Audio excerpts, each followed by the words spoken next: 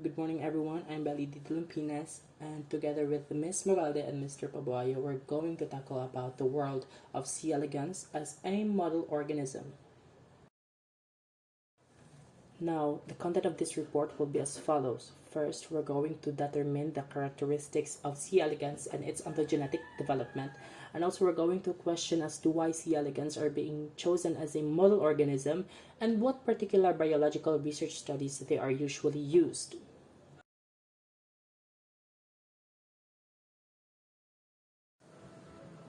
C. elegans or Cenobambatis elegans are organisms under the phylum Nematoda, hence the common name nematode, class Chromadorea, order Rhabditidae, family Rhabditidae, and under the genus Cenobambatis.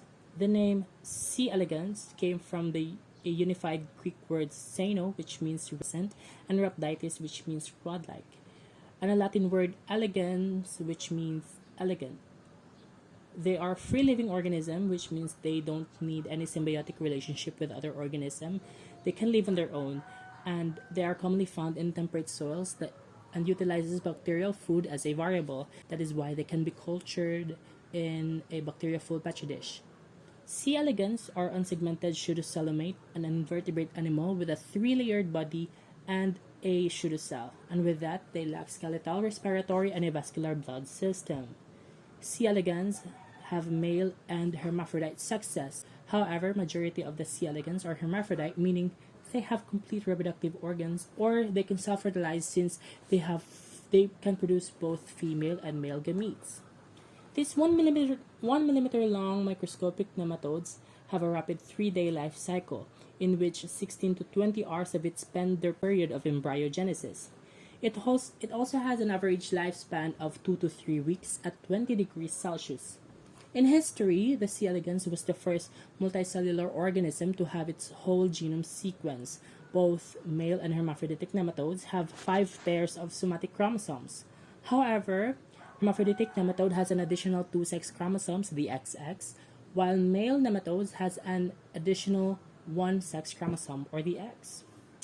An estimated 20,470 protein coding genes are in C. elegans genome, with a genomic size of about 100 million base pairs. Now, this is very intriguing since we humans and C. elegans do have the same estimated number of protein coding genes. Now, to think that C. elegans are tiny and they have less biological processes than us, now, why do they need 20,000 protein coding genes? So that is the question. Next, nematodes are eutely, meaning they have fixed number of somatic cells when they reach adult stage. And with that, an adult male nematode has 1,031 somatic cells, while an adult hermaphrodite nematode has 959 somatic cells.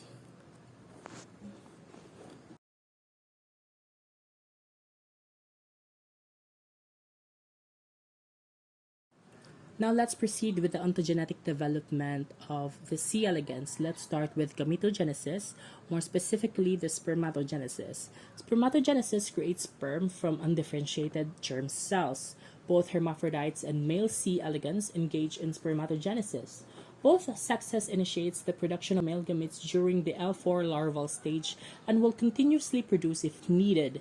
But in the case of hermaphrodites, after spermatogenesis, they unofficially stop producing sperm and will start the process of oogenesis. That is because of the sex determination gene that will trigger the germline to produce oocytes.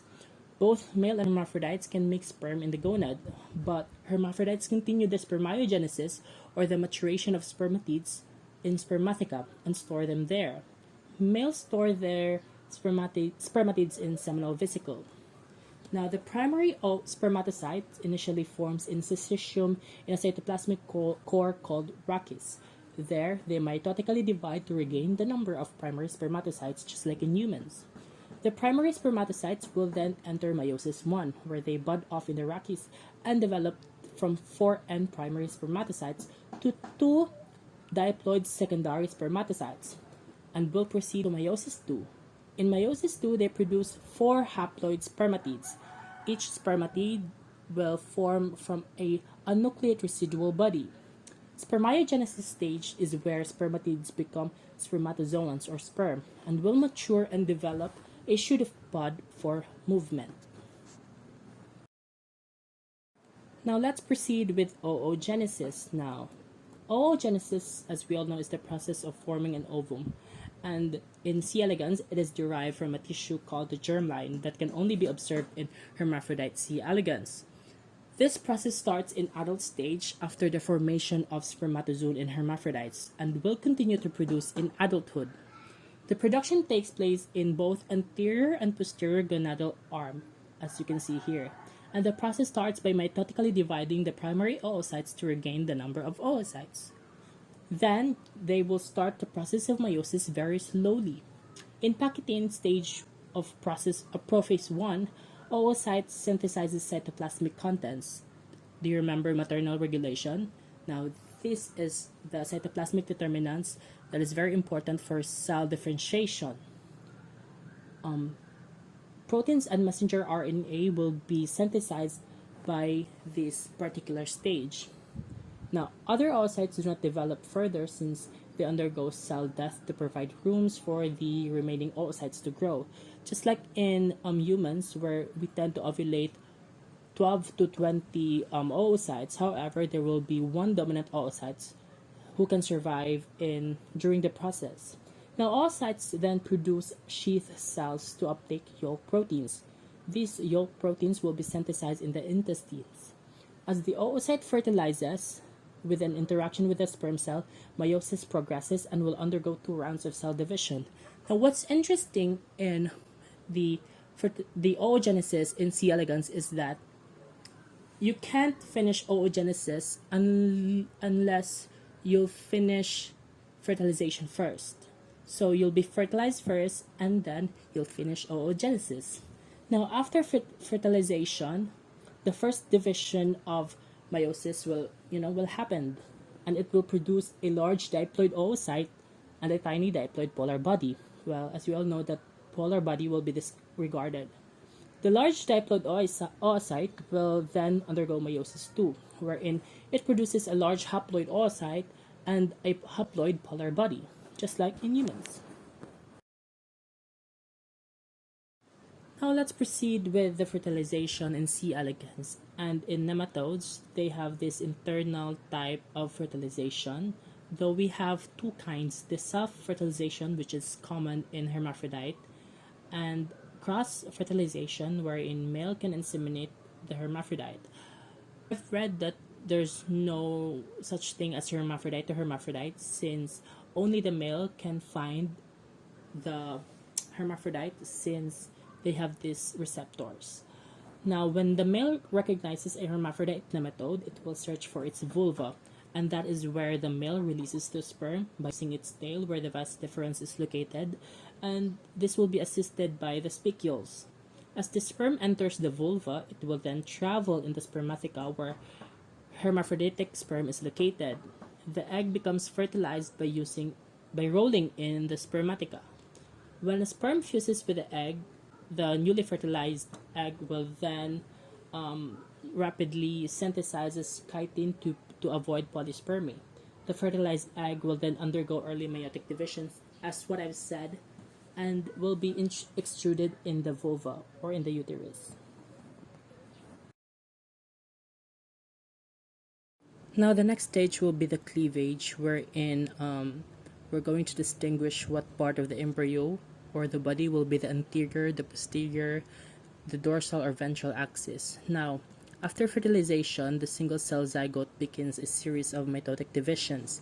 The zygote exhibits a rotational holoblastic cleavage egg, wherein each division produces one founder cell, denoted as A, B, E, M, S, C, and D in the graph, and one stem cell, the P1 to P4 lineage, the purple cells. Now, the first division distinguishes what part of the body will be the anterior or posterior end with the help of PAR proteins. Now, these PAR proteins are example of cytoplasmic determinants that help differentiate cells. Now, the location of PAR proteins PAR 3 and 6, which is the AB cell, will be the anterior part. The location of the PAR proteins PAR 1 and PAR 2 will be the posterior end, or will be the P1 cell. Now, the second division determines the dorsal and the ventral axis of formation. Now, you remember AB cell, it will further divide and produce ABA and ABP cells. On the other hand, P1 cell will produce EMS and P2 cells. Now, as they divide, the daughter cell squeezes and it will result to a sliding of the EMS cells and the ABP cell. The location of the ABP cell, whether above or below the EMS cell, but usually it is above the EMS cell, constitute the dorsal side of the embryo. Now, the cell will continue to divide. The ABA cell will produce ABAL or ABAR, while the ABP will produce ABPR, ABPL, and the EMS, the totipotent cell, will produce two pluripotent cells, the E cell, the endoderm line, and the MS cell, the mesoderm line. The P2 cell, on the other hand, will further partition to P3 and C cells. Now, the P3 will further divide into P4 and D cell, and this P4 cell will define the germline of the embryo. It will produce two daughter cells, which are the Z2 and the Z3 germlines.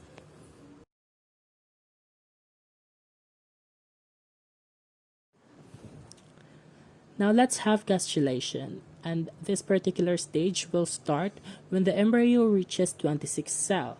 Now at this time, the EA and EP, the two daughter cells of the E cell from endoderm line, will have a dramatic movement and will migrate from the ventral side into the center of the embryo. Their movement creates a minute blastocell and tiny blastopore.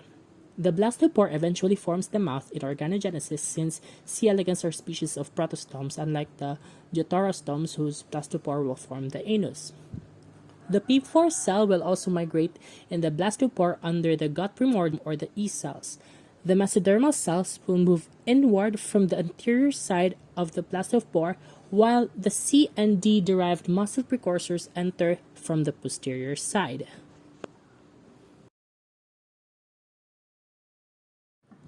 After gastrulation, we have organogenesis, and during the next 6 hours, the cells move and develop into organs. And in C. elegans, they demonstrate both conditional and autonomous modes of cell specification to modify the cell and become differentiated. Now, initially, cells undergo autonomous specification, wherein it gives rise to cells based on cytoplasmic determinants, or the maternal regulation we've discussed in Module 1. For example, AB cells' PAR proteins are being shared from its daughter cells to their granddaughter cells and so on and so forth. These proteins will specify cells to become multipotent and can develop into a limited number of cell types. Now, their differentiation will be determined in the next type of cell specification, the conditional cell specification. As we all know, the MS cell will proliferate the future pharynx, and they will have an inductive cell-to-cell interactions with some cells of the ABAL and ABAR to influence them to become pharyngeal cells and later form the pharynx. C cells will also influence ABAL, ABAR, ABPL, and ABPR to create into hypodermal cells or the skin, and also the neurons. About 1/3 of all the cells fuse together to form syncytial cells that contains many nuclei.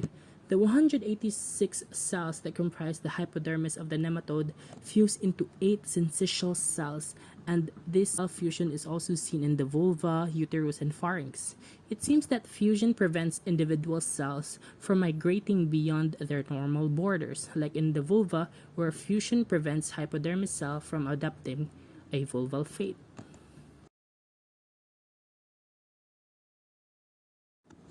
Now, the last developmental stage we're going to discuss is the morphogenesis. And in this particular stage, the embryo will be folded 4 times within the eggshell once they form a worm-like structure.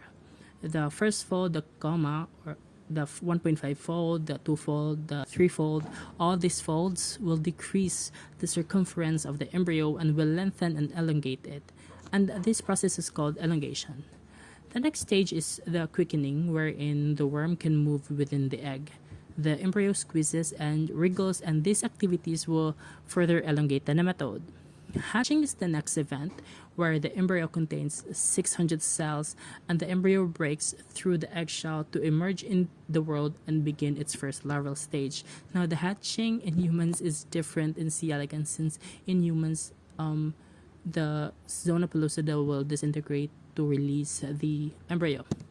Now, the L1 larval stage will begin the post-embryonic development, wherein it will grow in tenfold length before achieving adulthood. If the environmental condition is favorable, it will continue L2, then L3, and L4 larval stage in just 3 days at 20 degrees Celsius. However, if the environmental condition is stressful, just like online class, like the lack of food, high temperature, and high population density that result to competition, the C. elegans can enter a substitute larval stage, the L2D or the dower stage, where the larva will become stress resistant. Sana all. In dower stage, the larva will close their mouths with dower cuticle where they cannot intake food. They can remain in this permanent stage for 4 months. However, the development in C. elegans will be sacrificed since they will become smaller and thinner than adult C. elegans. This dower stage will only end if the environment will improve and will enter the L4 stage. After the larval stage, the nematode will enter adult stage where they fertilize and produce offspring to continue the next generation.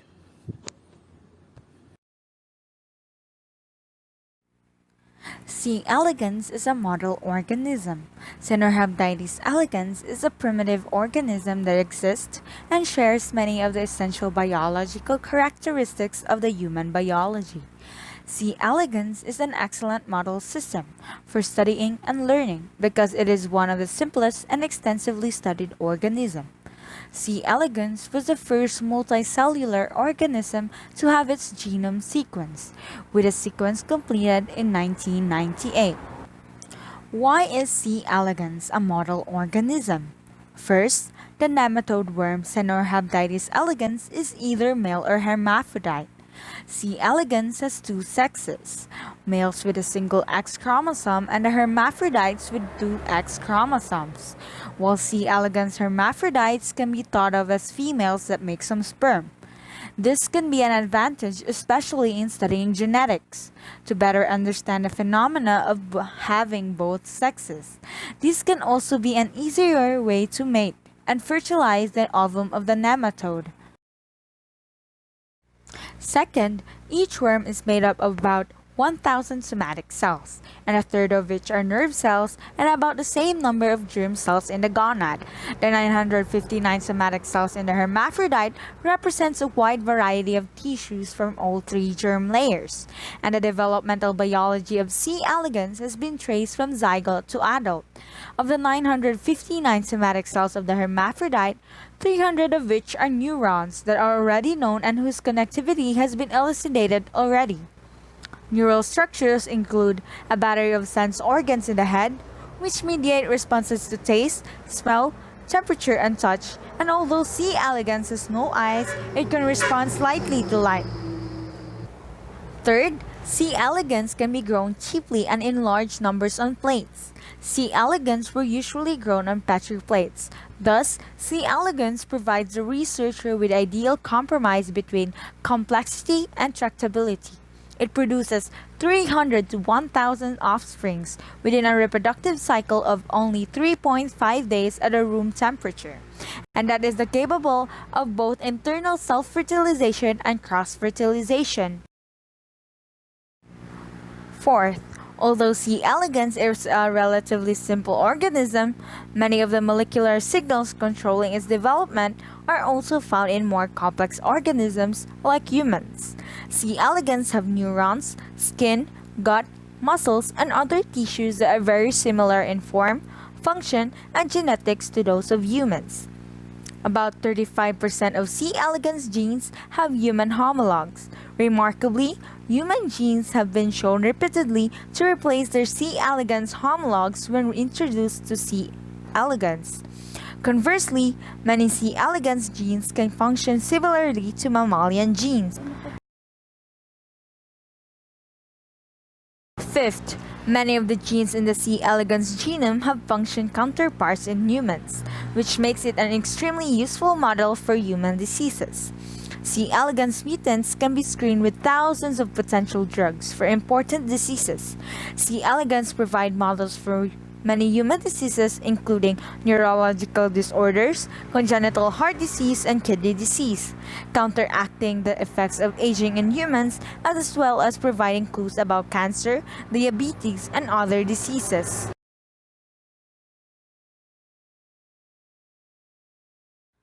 Sixth, mutant forms of C. elegans where specific genes are altered can be produced very easily to closely study gene function. Self-fertilization by a hermaphrodite results in highly inbred strains and makes maintenance of homozygous strains in the laboratory, which are simple for mutants that cannot move or mate. The life cycle of C. elegans has four distinct larval stages leading to the adult. That makes a cuticle with a specific structure composed of some specific collagens. Lastly, C. elegans have transparent body. C. elegans have transparent cuticle that serve as its tough outer covering. C. elegans is transparent throughout its life, so the behavior of individual cells can be followed through its development. All of 959 somatic cells of its transparent body are visible with a microscope.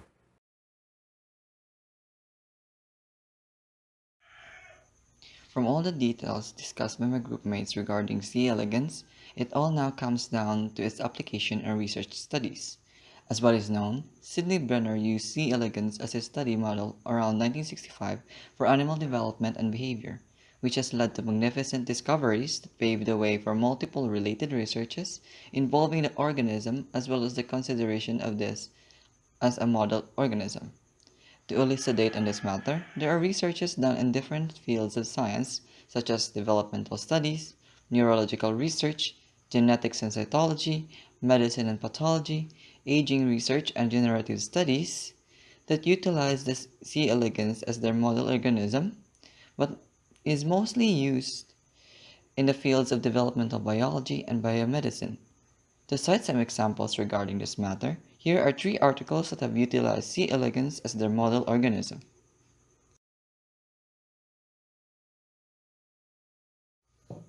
First is the research conducted by Field et al. In 2004 with the title "The AMP-activated protein kinase AAK2 links energy levels with and insulin-like signals to lifespan in C. elegans." It tackles the concept of lifespan in C. elegans with a consideration of energy levels via the AMP-ATP ratio. In the paper, various tests were done to identify the correlation of energy levels towards the life expectancy of C. elegans, where the variable utilized was the AAK2 or AMPK alpha subunit that directly responds to changes of AMP-ATP ratio and has a role in insulin-like signaling pathway within the organism. From all of this, the researchers concluded that AAK2 is a sensor that couples lifespan to information about energy levels and insulin-like signals. Okay, next is the review article by Heidi A. Tessenbaum in 2015 with the title "Using C. elegans for Aging Research," where it discusses the altered lifespan of mutated specimen with regards to their genetics, and then the advantages and disadvantages of utilizing C. elegans as a comparative system in comprehending human aging.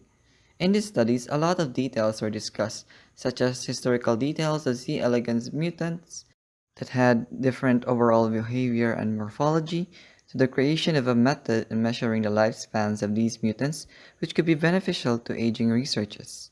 From there, genetic-related concepts were discussed that showcases the different mutants of the model organisms and their findings in terms of aging research. As an example here would be the DAF2 mutants, which had a mutation in their Dower formation phenotype, who undergo Dower even when conditions are optimal, and even in their adulthood stage, which had illustrated lifespan extension. Continuing, The article then discusses the advantages and disadvantages of utilizing this organism as its model in human aging research. An advantage would be the short and invariant lifespan of these organisms, then as a disadvantage would be its simplicity of body plan compared to humans. With all of these, the article then ends with a summary of details within it, as well as recommendations on how to tackle this particular study with C. elegans as a model organism. Study with C. elegans as a model organism.